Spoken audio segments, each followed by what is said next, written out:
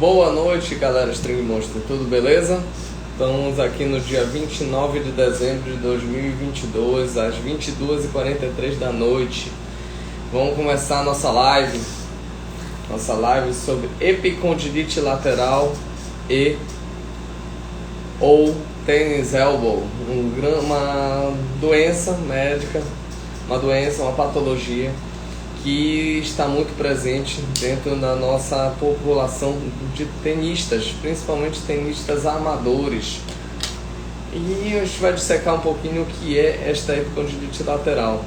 Mas antes disso, vamos falar um pouquinho sobre algumas notícias que estão ocorrendo hoje. Duas coisas que me chamaram a atenção, principalmente hoje.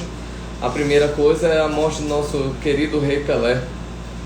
A luta contra o câncer, ele não resistiu, descansou hoje, e fica nossas condolências à família, e que ele descanse em paz e vá para um local melhor que esse nosso e fique vigiando pela gente, certinho? E outra situação que está ocorrendo na Austrália é a United Cup. É uma competição nova que está sendo promovida em 3 cidades, Sydney, Perth e Brisbane, com um torneio preparatório para o Australian Open. E é um torneio, outro estilo de torneio, utilizando a categoria masculina, feminina e mista em grupos, enfrentando como se for, agrupados em países. Uma mistura, uma nova forma de uma competição que não fosse a Copa Davis. A Copa Davis também mudou a sua configuração há mais ou menos 2 anos, 2 competições. A última campeã foi a da masculina, foi a equipe do Canadá, Félix Auger-Aliassime e Shapovalov, pertencendo à equipe. E a United Cup, o Brasil está presente na United Cup no grupo, deixa eu ver, o grupo quem está ele e a Itália e a Noruega. Tivemos 2 jogos com o Brasil, ontem o Felipe Meligeni perdeu o jogo contra Lorenzo Musetti, parciais de 6-3, 6-4. E a nossa número 1 feminina, a Beatriz Haddad Maia, ganhou de Martina Trevisan de 6-2, 6-0, estando na competição 1-1. E no segmento teremos amanhã, a partir das 10 horas da manhã, horário local, na Pat Hefter Arena, Matteo Berrettini e Thiago Monteiro. Depois vão ter mais 2 jogos seguidos: o jogo do feminino, Laura Pigossi e Bronzetti, da Itália, e o jogo de duplas mistas, Luiz Stefani e Rafa Matos contra Rosatello e Bortolotti, certo? Então, uma competição aí pré-Australian Open, para a gente ficar atento aos jogadores aí, como eles estão se preparando, estão nessa pré-temporada para o Australian Open, certinho? Então vamos lá, vamos entrar na nossa seara, que é a epicondilite lateral.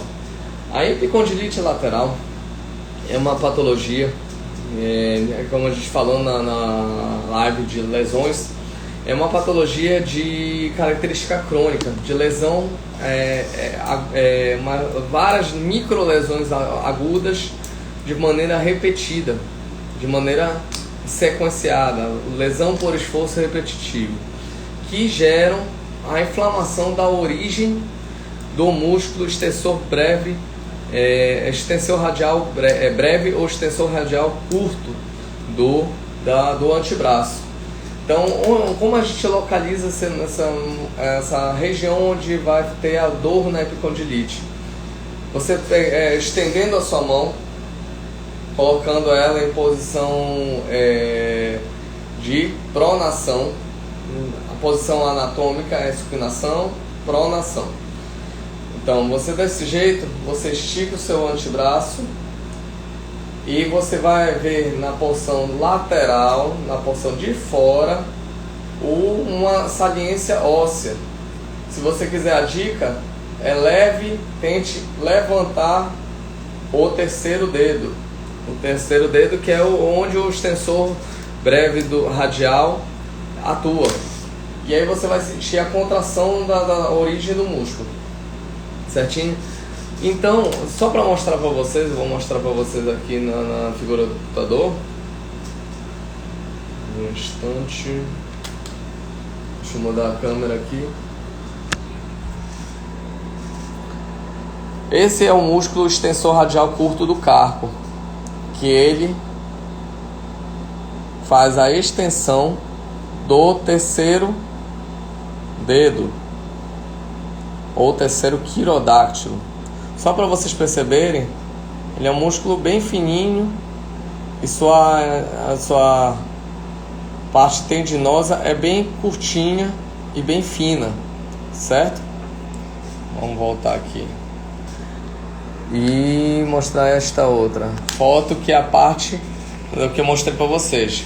Você vendo esta parte do seu antebraço, com os músculos todos aparecendo. O extensor do carpo é este músculo radial curto do carpo, é este músculozinho bem piquichitito aqui. Vai direto para o terceiro dedo. Certinho? Então, voltando aqui. Então, esse músculo é um músculo muito pequeno e é um músculo que tem uma função bem pequena dentro da cadeia de músculos que estão presentes dentro dos extensores do nosso antebraço. Então, assim, ele é um músculo que infelizmente sofre muito impacto quando você faz extensões, movimentos de extensão exagerada do antebraço e do carpo, né, do punho. Se você faz esse movimento assim, você pode gerar lesão. Qual é esse movimento aqui? Esse movimento é o movimento do backhand. Então é uma patologia comum em pessoas principalmente que tem o backhand, faz esse movimento de extensão do punho, extensão do carpo isolada, com backhand de uma mão.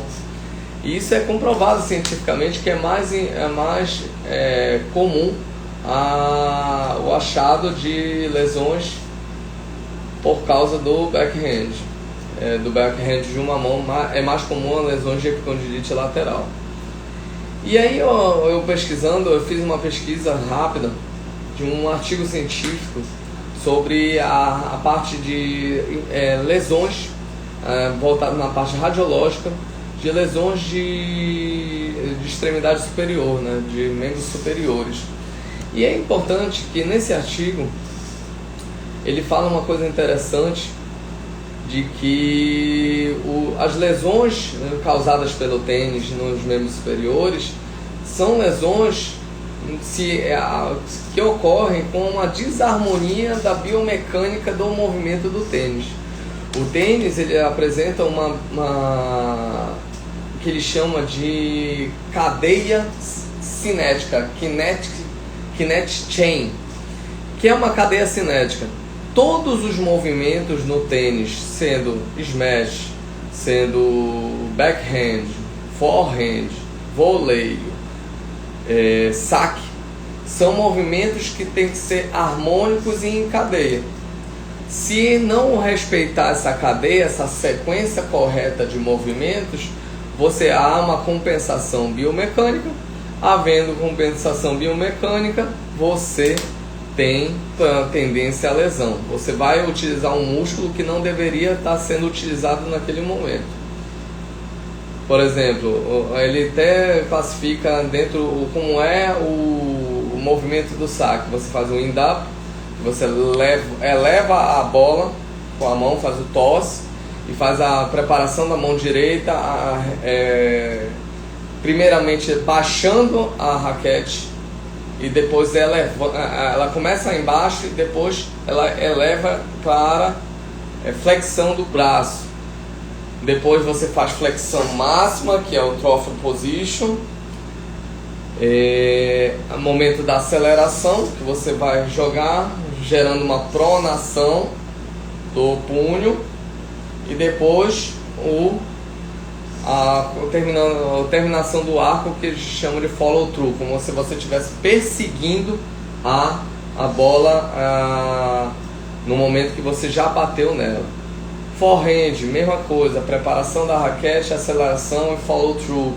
Então, se você não segue essa sequência de movimentos de maneira adequada, daí a importância de você ter um excelente professor que, se puder ter um cuidado com relação à biomecânica do seu movimento, você evita os vícios, e os vícios vão evitar de você ter, sem vícios, o risco de você ter lesão é muito pequeno. O que acontece? Eu vou dar dois exemplos importantes de dois jogadores profissionais. Um que fez uma compensação absurda biomecânica para poder aprender, para poder ter um nível de jogo profissional excelente, mas em compensação sofreu com várias lesões. E outro que teve um sofrimento com lesões, só que ele tem um biotipo muito menos trabalhado, ele não precisou compensar com hipertrofia muscular de outras áreas do seu corpo, mas ele tem um movimento muito mais harmônico, muito mais natural. O profissional que tem fez muitas compensações, mas também é um grande profissional, é Rafael Nadal. Rafael Nadal, ninguém questiona a capacidade mental dele e a capacidade de jogo dele. Só que você nota em certas fases da carreira, hoje ele está mais simétrico, mas em certas fases da carreira dele, ele esteve totalmente hipertrofiado do lado esquerdo.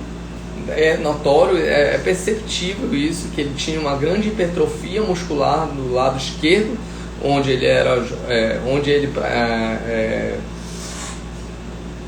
ele tira o seu jogo, apesar de destro. Ele é um jogador destro, ambidestro, mas jogava com a esquerda. E do outro lado, uma musculatura hipertrofiada, mas não com tanto grau de compensação que o lado esquerdo. E outro jogador, eu poderia citar dois, os dois melhores, os outros dois melhores dentro do top 3, seria Novak Djokovic e Roger Federer. Você nota que Novak Djokovic e Federer tem uma característica comum, que é uma grande elasticidade em alguns golpes difíceis, como voleios e bate-prontos que eles praticavam na rede, mas eles têm um movimento mais natural. Até Djokovic, ele fez alguns ajustes no saque dele, na parte biomecânica, que ele fazia um movimento assim, em vez de fazer a extensão com a palma da mão virada. Tem até alguns professores que falam que você tem que tirar o chapéu da cabeça, chapéu de aniversário da cabeça, para poder efetuar o saque. Então, assim, uma grande preocupação dos treinadores, preparadores físicos, fisioterapeutas e biomecânicos que acompanham esses jogadores profissionais é nestas compensações. Você tem que ter um movimento em cadeia de maneira adequada, senão gera compensação, gera lesão. Outra coisa importante para você ver, então você fazendo um movimento de maneira inadequada, você já tem o risco de gerar lesão. Outro risco de lesão é se você tiver com equipamento, é uma coisa que eu sempre bato dentro das lives, e hoje não seria diferente, é se o equipamento estiver inadequado. Imagina, por mais que você tenha um movimento perfeito, você não consegue efetuar a batida da sua bola em 100% das vezes no sweet spot. O que é o sweet spot?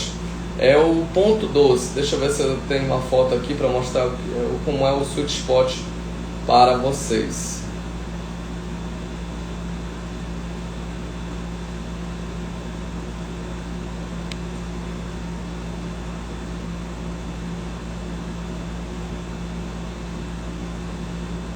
Vamos ver aqui.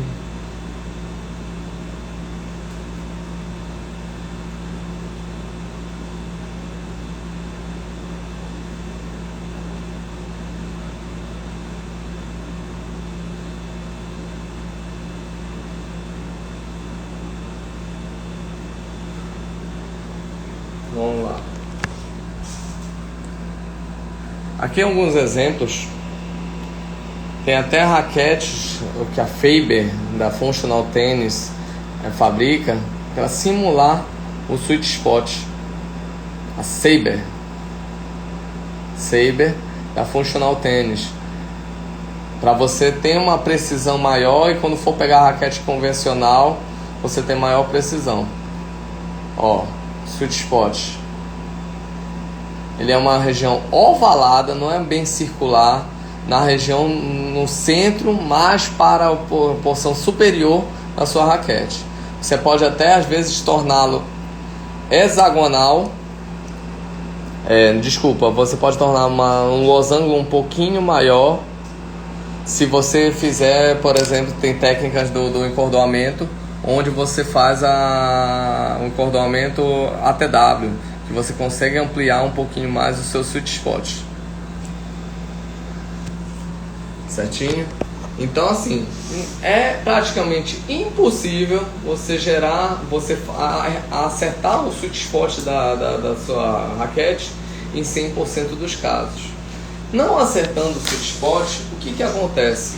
A raquete vai transmitir a sua energia para a bolinha, mas não de maneira eficiente. Acontecendo o quê? Quando a energia não é distribuída de maneira eficiente, ela se dissipa. Ela se dissipando, ela normalmente gera uma frequência de vibração. Essa frequência de vibração, toda ação, existe uma reação, terceira lei de Newton.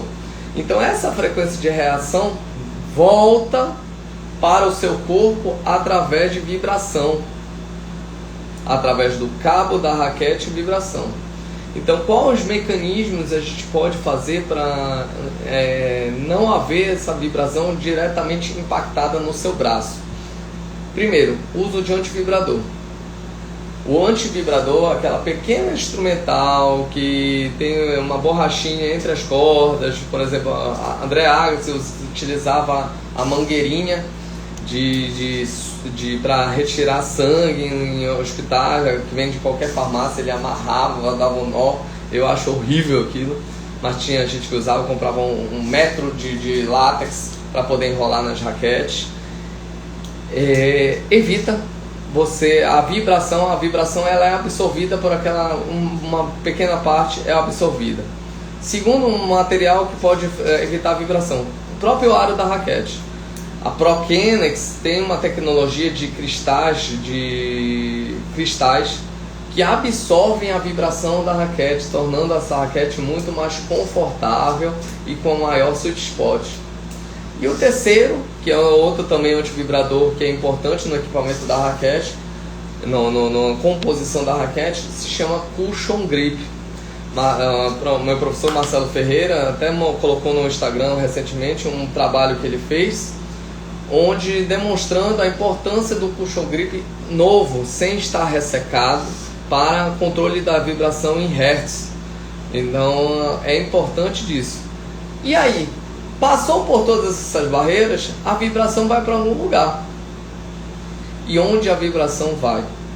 Para a origem do extensor radial breve ou extensor radial curto do antebraço ou do cotovelo, que eleva apenas o terceiro quirodáctilo, mas é uma dor insuportável.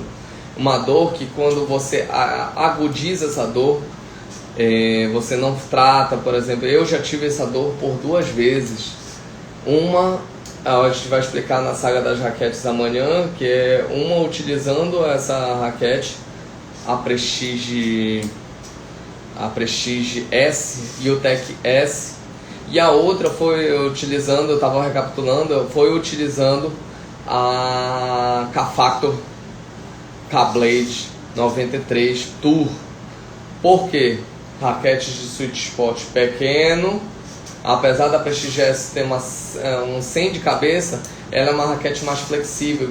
E ela tinha uma tendência de maior flexibilidade. Mas, em compensação, a corda que eu estava utilizando é uma corda com tensão inadequada. Ela estava com uma tensão de 57, 58. E durante o jogo, e assim, eu não tinha conhecimento técnico com relação ao tempo de vida da corda. Então eu era daquele cara que esperava a corda quebrar para poder trocar.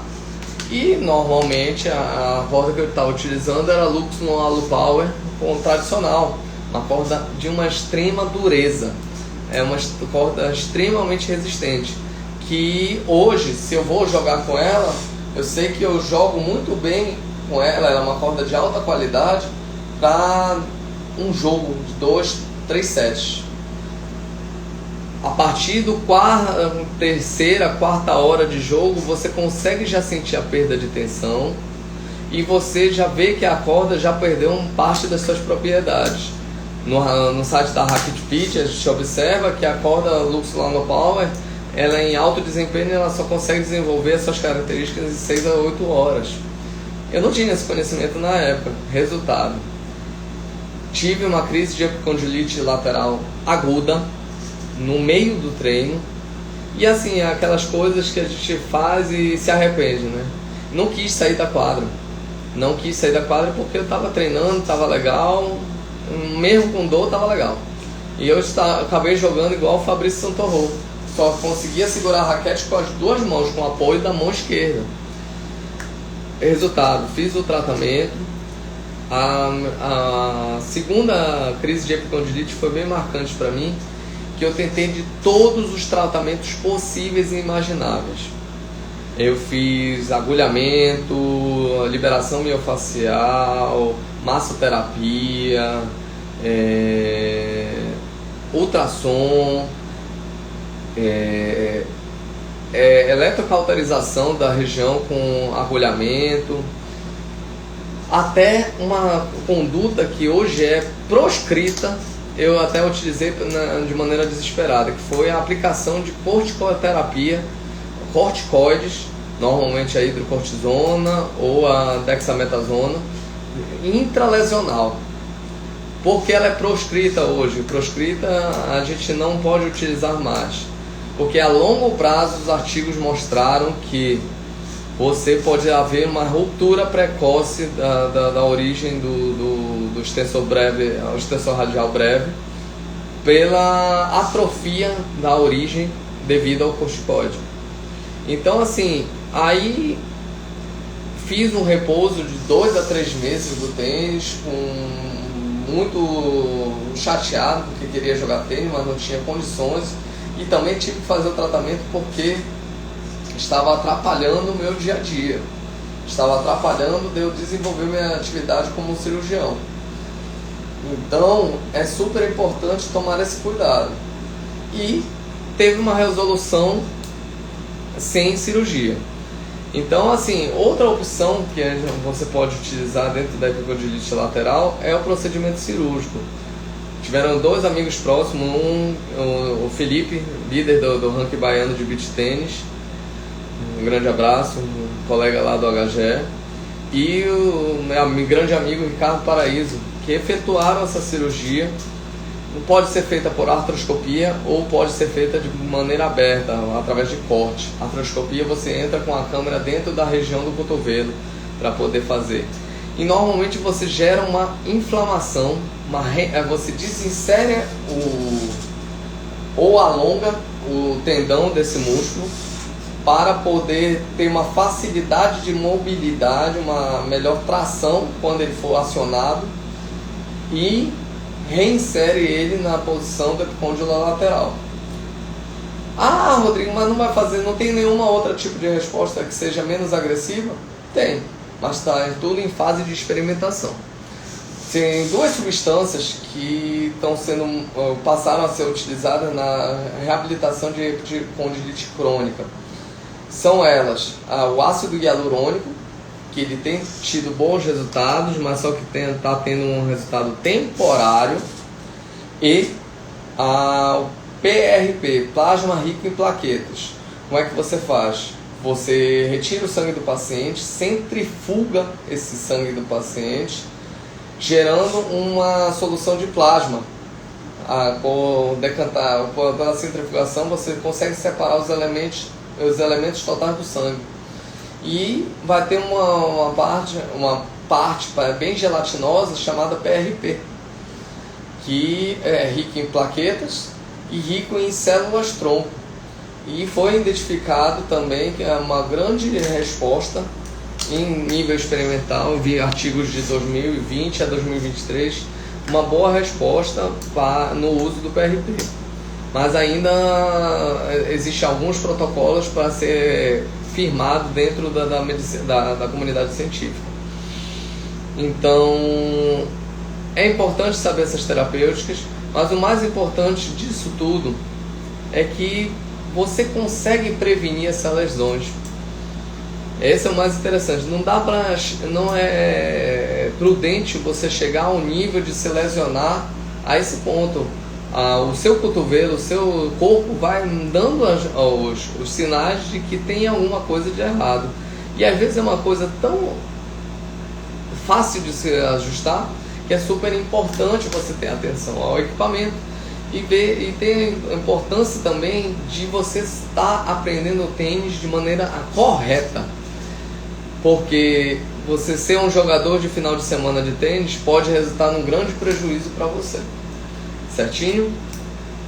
Eu acho que é tudo que eu tinha para falar. Eu acho que é um assunto bem interessante de conhecimento público do tênis, mas a parte da prevenção, que você precisa ter uma conduta preventiva visando a longevidade da prática do nosso esporte. Amanhã continuaremos a saga das raquetes com a nossa Prestige UTEC, Red Prestige UTEC S, que a gente vai falar um pouquinho dela, falar as características dela que também podem ter colaborado com essa minha lesão de epicondilite, e seguimos em luta. Em breve vamos ter uma live entrevista com o nosso fisioterapeuta Patrick Abdural, um grande incentivador acadêmico, promove vários cursos voltado à fisioterapia aqui em Belém do Pará, um excelente profissional, me ajuda bastante. A gente vai falar um pouquinho sobre a fisioterapia no esporte. Ele trata o pessoal da natação. Eu estou esperando a confirmação dele para fazer essa entrevista. Um grande abraço, Patrick. E agradecer a galera que entrou aqui para nos prestigiar. Nossa querida Flávia da Herbalife Nutrition, um grande abraço. Giba Físio, um grande abraço.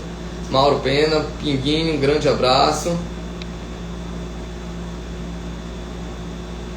JG Estopa, um grande abraço.